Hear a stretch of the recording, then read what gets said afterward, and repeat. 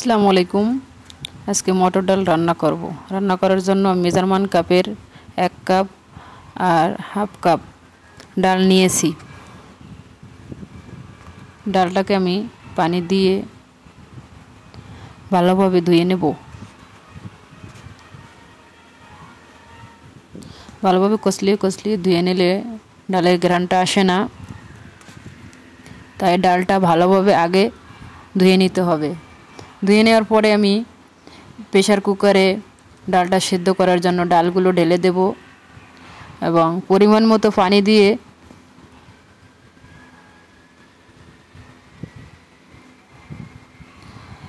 এক কোয়া পেঁয়াজ, রসুন, মরিচ, 4-5টা মরিচ কেটে সামান্য হলুদ দিয়ে আমি ডালটাকে সিদ্ধ করে নেব। 4-5টা সিটি দিলেই হয়ে যাবে। চুলায় পাতিল বসিয়ে পরিমাণ মতো তেল দিয়ে 2-4টা তেজপাতা, 1 চামচ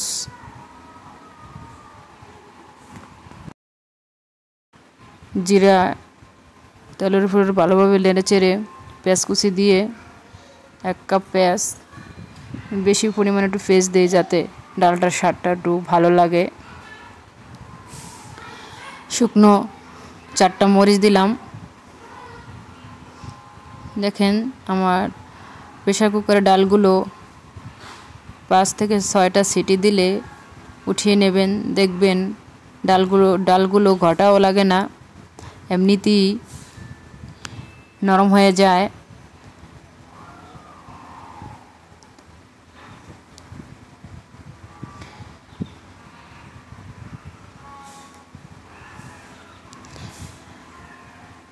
মটর ডাল রান্না করতে বেশি সময় লাগে না। যাদের প্রেসার কুকার আছে 1 চামচ লবণ দিয়ে দেবো।